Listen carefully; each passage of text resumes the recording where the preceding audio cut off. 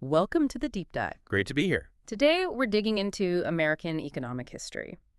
We're looking at a discussion that covers the early colonies, the market revolution, the Great Depression, right up to the post-World War II boom. Exactly. The idea is to sort of trace how those moments connect and, how they built the economy we see around us. Right. We want to pull out the key insights for you. So let's start way back. The colonial economies.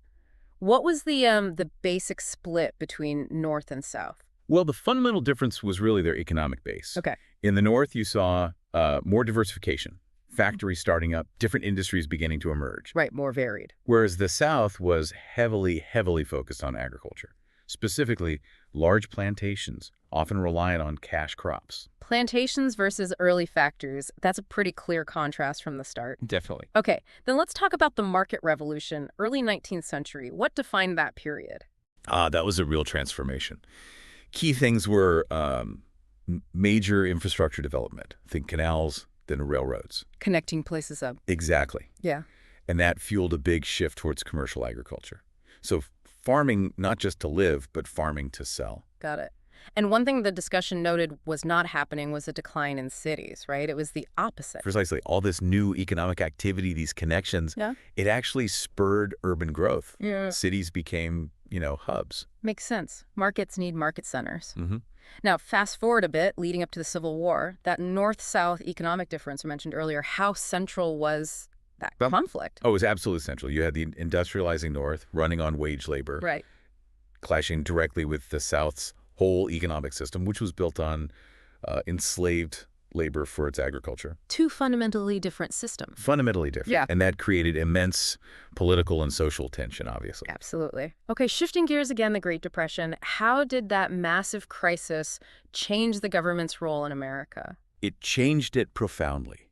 I mean, the sheer scale of the collapse, it forced a rethinking. It had to.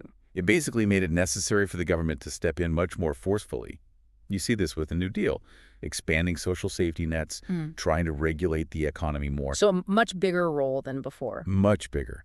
And it's important to remember the human side, this was widespread job loss. Yeah. But it wasn't people choosing not to work. The jobs just weren't there. Or a crucial distinction.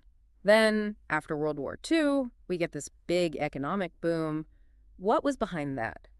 It was driven by a few key things. Government programs played a big role. Think things like the GI Bill helping veterans buy houses. Right, stimulating construction and everything related. Exactly. Plus, there was still very significant defense spending, which, injects a lot of money into the economy. And what about the kinds of jobs people were doing after the war? Was there a shift there? Yes, a really significant one. The biggest change was the move away from factory jobs being the dominant type of work towards a growing number of office jobs, white-collar work, the service sector expanding. Reflecting a changing economy. Now, a quick side question that came up, the breadbasket colonies. Which ones were they and why that name? Yes. That was Pennsylvania and New York. Okay. And they got that name simply because their agriculture was so productive, especially in grains. They were, feeding many of the other colonies fertile ground. The breadbaskets. Got it. Let's loop back to the market revolution for a second. Thinking long term, what's its biggest legacy? Its biggest legacy. I'd say it essentially laid the groundwork for modern American capitalism. How so? Well, it established the infrastructure, the national markets, the focus on commerce and growth, all the patterns that, eventually propelled the U.S. to become a global economic leader.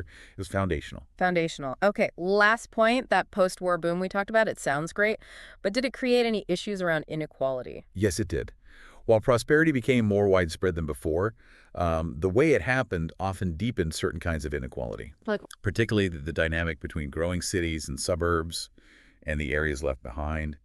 You saw a concentration of investment and opportunity in urban and suburban centers, often at the expense of rural communities, sort of a growing divide. interesting. So even good times can create uneven outcomes. We've traced quite a path here. We have. From colonial divides, the market revolution's impact, the Civil War context, the Depression changing government, the post-war boom, job shifts, and even inequality within that boom. It really shows how these economic periods are deeply interconnected, shaping what came next. Definitely. And it does make you wonder, doesn't it? How much of that historical tension, that dynamic between say, industrial or tech centers and agricultural or rural areas, Right. how much of that still echoes in our economic debates today? What do you see as the clearest reflection of these past shifts in our current economy?